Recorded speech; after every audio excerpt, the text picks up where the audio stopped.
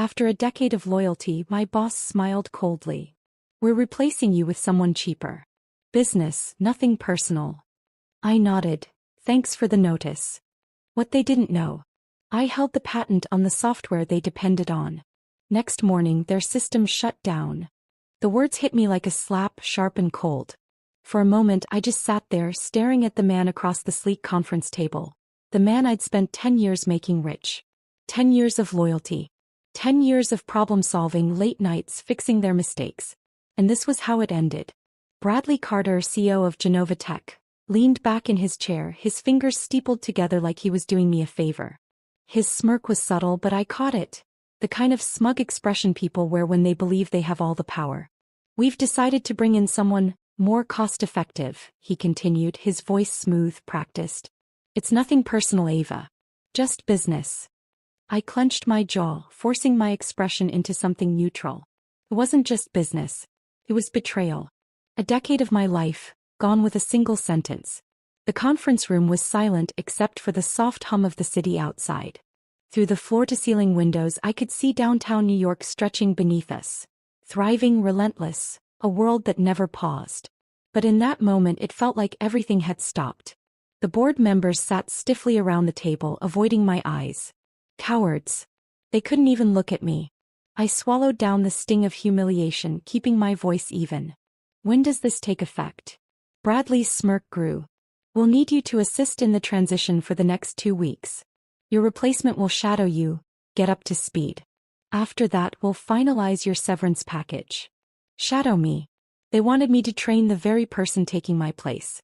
A sharp bitterness curled in my stomach, but I pushed it down. I wouldn't give them the satisfaction of seeing me break. I nodded once, standing slowly. Thanks for the notice. I didn't wait for a response. I turned, walking toward the door with measured, even steps. My heels clicked against the marble floor. A steady, deliberate rhythm. If they thought I would beg, cry, or plead for my job, they didn't know me at all.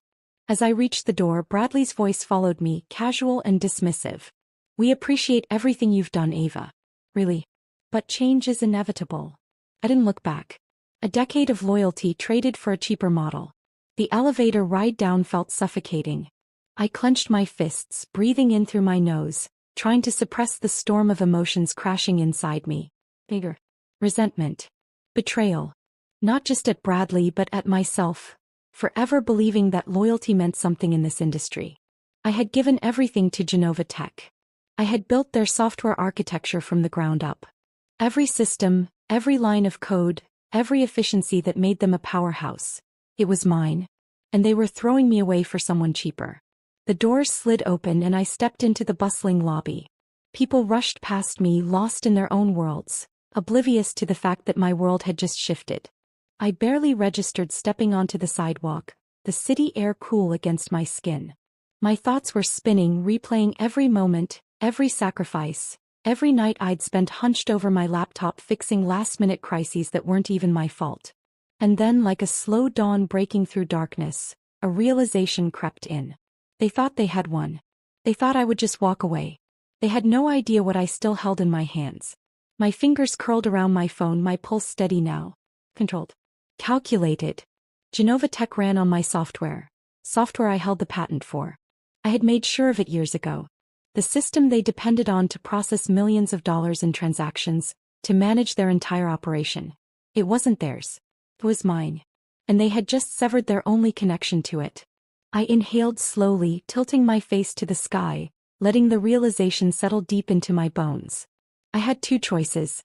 1. I could fight for my job, beg them to reconsider, play the game on their terms. 2.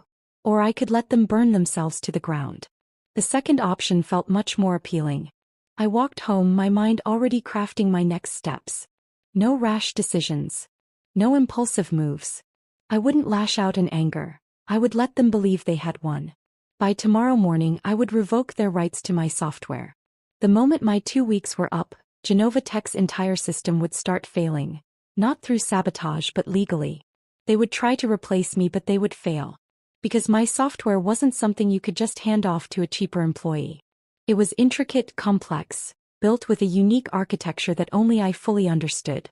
I reached my apartment, unlocking the door with steady hands. The space was quiet, dimly lit by the city glow outside. I tossed my coat over a chair, exhaling slowly. The anger was still there, but it wasn't controlling me anymore. It was fuel. I sat down at my desk, opening my laptop. It was time to make my move. They thought they could replace me. They were wrong. As my fingers danced over the keyboard, pulling up legal documents, patent agreements, and contract details, a small smile played at my lips. I wasn't going to destroy them. I was simply going to let them fall apart on their own. Let them see what happens when you take the architect of your success and cast her aside. Tomorrow morning, Bradley Carter would sit in his corner office, sipping his overpriced coffee, feeling smug about replacing me. By the next morning, Goova Tech would be on its knees. And I wouldn't even have to lift a finger. The glow of my laptop screen illuminated the dim apartment, casting sharp shadows on the walls. My fingers moved with quiet precision, pulling up the legal files that had been sitting in my private cloud storage for years. I had never thought I'd need them, not like this. But something in me had always known. Insurance was necessary when you worked with men like Bradley Carter. I clicked on the patent document, scanning the lines I had nearly memorized. Ownership of software rights, including all derivative works, remains exclusively with the original creator unless a transfer agreement has been legally executed. A slow, deliberate breath left my lips. There was no transfer agreement. They had built their empire on my software, and they never even thought to take ownership of it. Arrogance, carelessness, stupidity. It didn't matter which, it only mattered that it was my advantage now. I pulled up the formal revocation request. One click, one submission, and everything they relied on would cease to belong to them. Not yet, I told myself.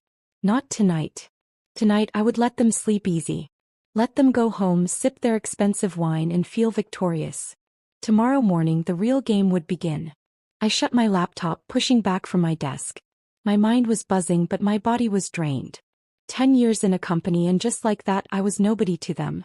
The thought should have stung, but all I felt was clarity.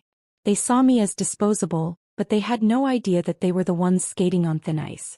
Without me they were nothing. I stood, stretching my arms before heading to the kitchen. The hum of the city outside filled the silence. The aroma of the coffee I hadn't touched earlier still lingered in the air. I wrapped my fingers around the cool ceramic of the mug, staring at the skyline beyond my window. I wasn't angry anymore. I was ready. This wasn't revenge. It was justice. The next morning I woke early, moving through my apartment with quiet purpose. Today was a normal day. A normal morning. If anyone looked at me, they wouldn't see the woman whose entire career had been discarded just 24 hours earlier. They wouldn't see the gears turning behind my calm expression. By the time I arrived at Goova Tech, the office was already buzzing with activity. I stepped out of the elevator, moving through the familiar rows of workstations, past the glass offices where executives barked orders into Bluetooth headsets. I was greeted with stiff nods, awkward half-smiles. People knew. Word spread fast in places like this. No one wanted to be the next name on Bradley Carter's list. I reached my office. No, not mine anymore. I corrected myself as I saw her. The replacement. She sat at my desk, clicking through files on my computer. Her blonde hair was tied back in a sleek ponytail, and she wore the same kind of tailored blazer I had once worn when I believed in this company. I should have felt something, resentment, anger, jealousy. But all I felt was certainty. She wouldn't last here. She wouldn't survive what was coming. The final instruction. Bradley called me into his office before noon. He leaned back in his chair, watching me with that same smug expression he'd worn yesterday. "I assume you'll be professional about this," he said, gesturing toward my replacement. I met his gaze, unflinching. "Of course." He chuckled. "Good. I knew you'd see reason." He didn't know anything. I spent the afternoon walking my replacement through the system. I answered every question, pointed out important files, all while knowing that in less than 24 hours, none of it would matter. I wasn't cruel, I didn't want her to fail. But this wasn't about her. This was about them. The day dragged on. At 5:30 sharp I packed up the last of my things. A few old notebooks, a framed photo I had forgotten was even there. As I walked toward the elevator I passed Bradley's office. He was on the phone, laughing, probably celebrating the fact that he had cut costs without a hitch. He had no idea. No idea that the foundation of his company was already cracking beneath him. I stepped into the elevator, letting the doors close. One more night. That's all they had left. At 6 a.m. I logged into my private terminal. The legal request had already been approved. Goova Tech's license to my software was officially revoked. I leaned back in my chair, sipping my coffee, calm, collected, certain. At precisely 8:32 a.m. my phone buzzed.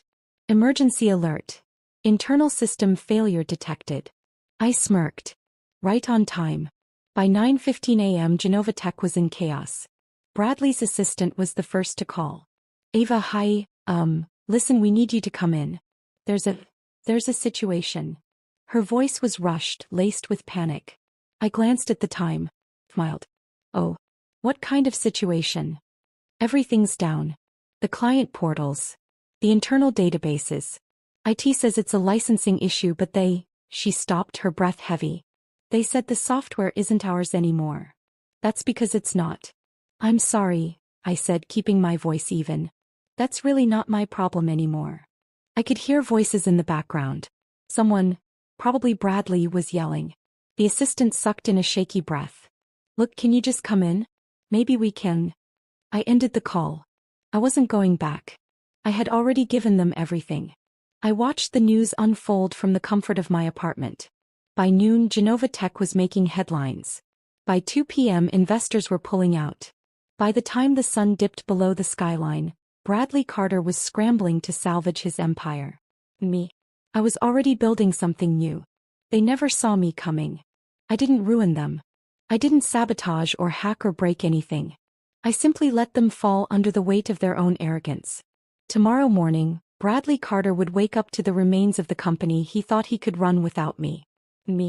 I would wake up free. With nothing to lose and everything to gain. I leaned back in my chair, coffee in hand, my laptop open in front of me. The chaos was already unfolding and I didn't even have to lift a finger. The news was everywhere. Tech giant Goova faces major system outage. Clients left in the dark.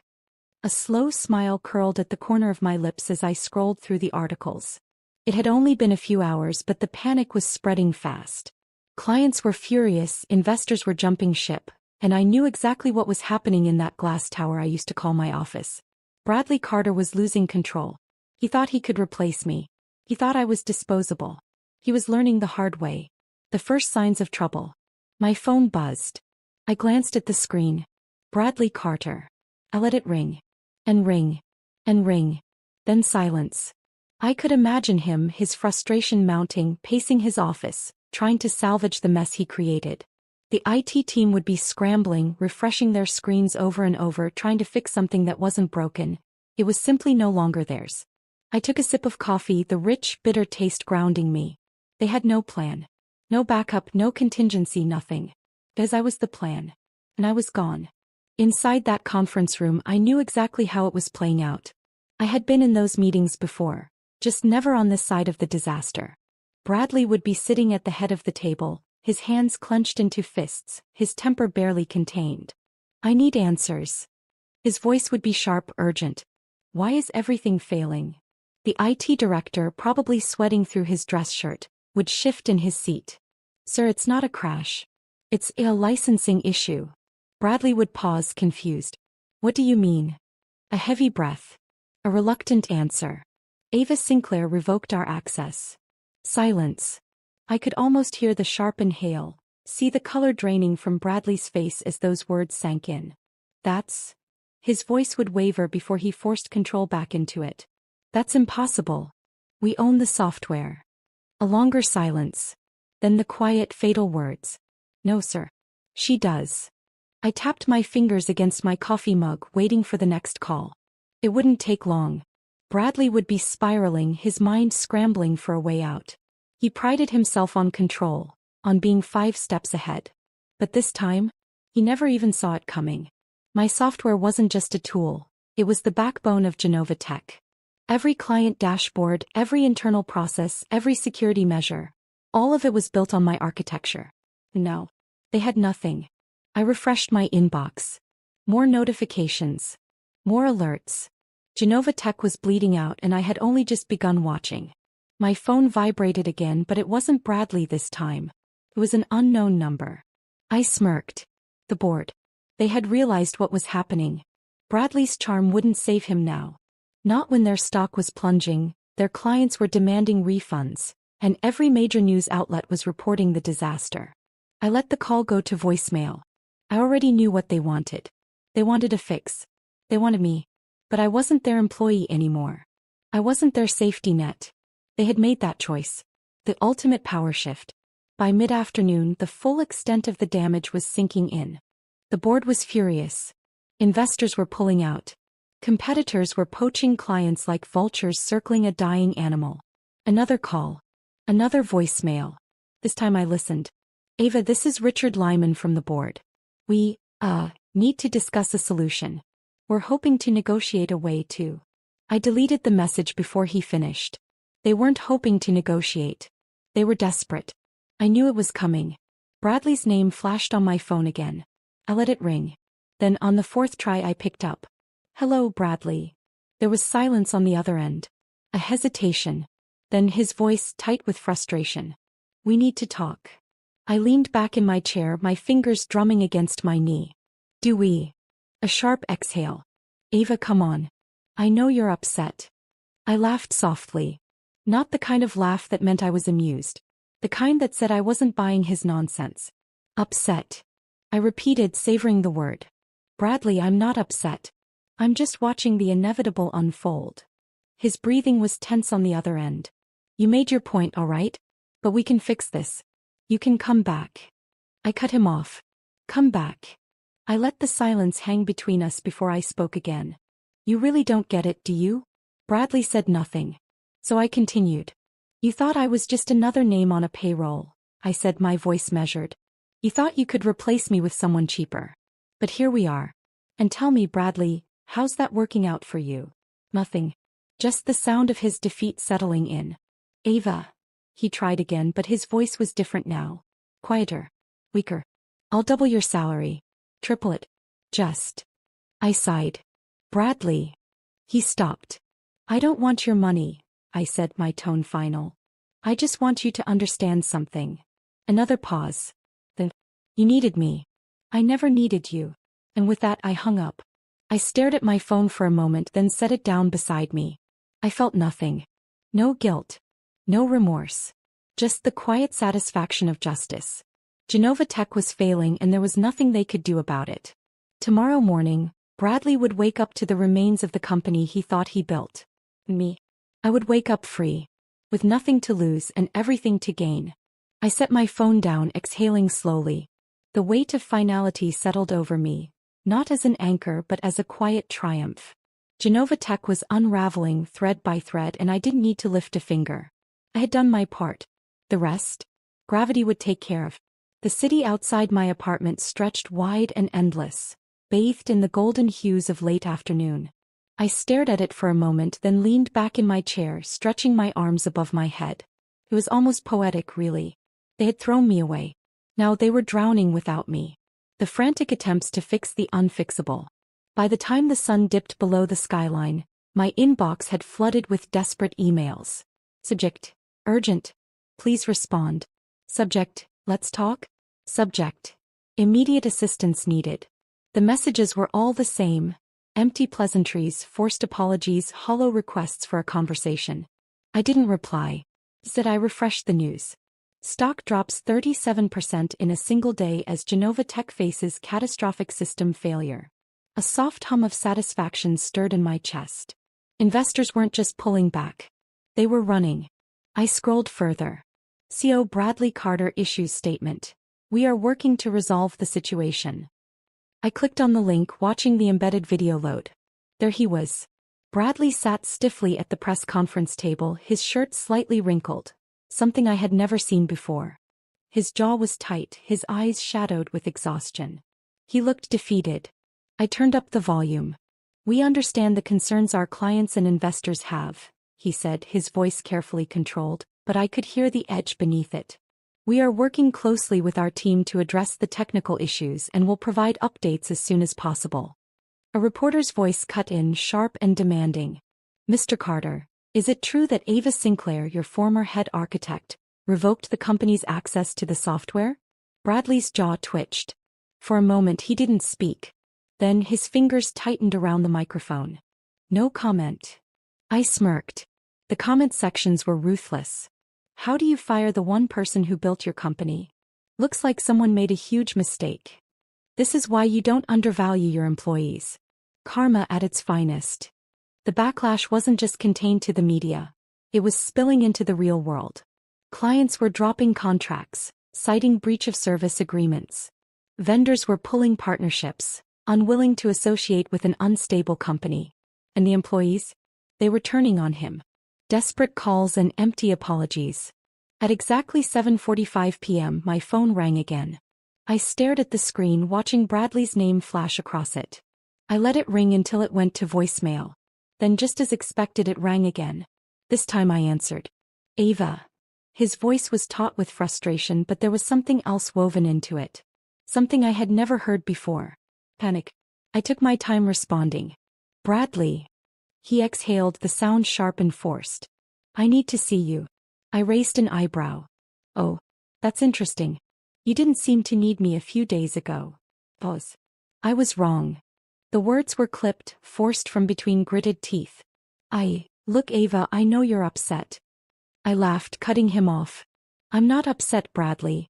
I'm watching you choke on your own arrogance. Silence. He cleared his throat. I'll offer you triple your salary. I'll rewrite your contract. Hell, I'll give you part ownership. Just come back and fix this.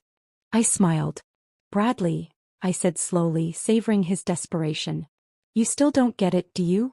Another silence. You didn't just fire me, I continued. You treated me like I was nothing. Like I was disposable. Like I wasn't the reason your company thrived. And now you want me back. No, Bradley, I cut in smoothly. You don't get to undo what you did. You don't get to fix this with money or apologies. This isn't about revenge. I let the words hang, then added, voice calm and even. This is about consequences. I hung up. Legal consequences hit hard. The next morning I woke up to another wave of headlines. Goova Tech faces multi-million-dollar lawsuits as clients demand compensation. Shareholders call for CEO Bradley Carter's resignation amid crisis. I clicked through the articles. The lawsuits were pouring in. Corporate partners claiming contract violations, small businesses citing lost revenue, even individual consumers joining class action suits.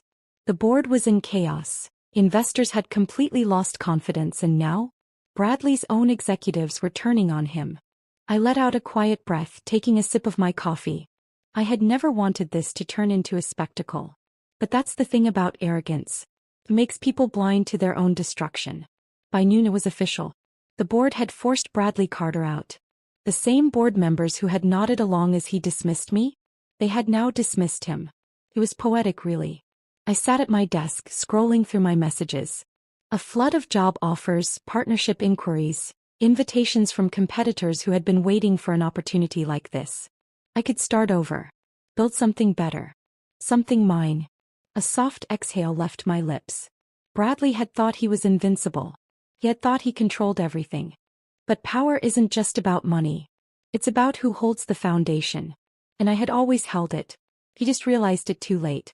I closed my laptop. No more emails. No more calls. Goova Tech was no longer my concern. They had tried to replace me. They had tried to erase me. Instead, they had destroyed themselves. And me. I wasn't looking back. Because the best revenge is simply proving you never needed them to begin with. I closed my laptop with finality, the hum of the city outside filling the quiet space of my apartment. Goova Tech was no longer my concern. The emails, the calls, the frantic attempts to pull me back into their sinking ship. It was all over. I exhaled slowly, leaning back in my chair. For the first time in a long time I felt something unfamiliar. Weightless. The past 10 years had been spent chasing deadlines, solving crises, and proving my worth to people who never truly valued it. Now there was no one left to impress, no fires to put out, no boss looming over me with false promises. I was free. And yet, as I stared out at the glowing skyline, another realization settled in. What now? The silence in my apartment was unnerving. No urgent notifications, no meetings to prepare for, no endless cycles of proving myself. It was just me. For years I had defined myself through my work. Ava Sinclair, the architect of Goova Tech's success. The woman who held it all together. But now, I wasn't just the person who took them down. I had to become something else. Something more. I reached for my phone, scrolling through the flood of job offers and partnership requests. Competitors, startups, even investment firms. They all wanted me. They had watched the downfall of Goova Tech and saw exactly what I was capable of. But I didn't just want another job. I didn't want to spend another decade building someone else's empire. I wanted my own. The industry takes notice. By morning, the business world had already shifted. The same industry insiders who had once praised Goova Tech were now dissecting its downfall. One architect. One decision. The collapse of a giant. How Ava Sinclair outmaneuvered the very company that betrayed her. I wasn't just a former employee. I had become a symbol, the cautionary tale for companies that undervalued their talent. And that was powerful. I stepped out onto my balcony, the crisp morning air biting against my skin. The city stretched out before me, alive with possibilities. I had the leverage, the name, the reputation. Now I just needed a plan. I spent the next few days sketching out ideas, making calls, reaching out to old connections. People I trusted. People who knew what I could do. The idea was simple. Build something better. I didn't want another tech firm bloated with bureaucracy and greed. I wanted innovation without the corporate rot. A company that thrived on talent, not exploitation. I wasn't interested in revenge anymore. That part was over. No. I wanted to win. The messages from Goova Tech didn't stop. Bradley had gone silent, but others weren't giving up so easily. Ava, we can fix this. Name your price. We made a mistake. Let's rebuild together. Each message was another reminder of how quickly power shifts when you realize who actually holds it. I didn't respond. I didn't need to. Their company was in ruins and I wasn't interested in salvaging it. I had bigger plans. A week later, I walked into the offices of a venture capital firm. A place I once would have been nervous to step into, back when I was just an employee trying to prove my worth. But today, I wasn't here to ask for a job. I was here to launch something of my own. I sat across from the firm's director, a man who had followed my career for years. He leaned forward, curiosity flickering in his gaze. Ava, what's next for you? I smiled. I'm building something new. His expression shifted, interested, intrigued. Tell me more. And so I did. I told him about my vision. About a company that wouldn't just replicate what Goova Tech had done, but reinvent the entire industry. About a workplace where talent was valued, where the next generation of architects wouldn't have to fight to be seen. By the time I finished, there was no hesitation. We'll fund you, he said. Whatever you need. I exhaled slowly, shaking his hand. This wasn't just a deal. It was the beginning of something unstoppable. That evening, I stood in front of my laptop one last time. I clicked on Goova Tech's website, watching as their stock hovered at its lowest point in a decade. The forums were filled with speculation. Would they survive? Would they recover? I already knew the answer. It didn't matter. I closed the tab. Then, without a second thought, I deleted every email, every voicemail, every trace of the company that had once defined me. I wasn't Ava Sinclair, the woman they discarded. I was Ava Sinclair, the woman who had rebuilt herself. And this time no one would ever take me for granted again. The best revenge is never needing them again. I took one last deep breath before shutting my laptop. The past was done. No. The future was mine to build.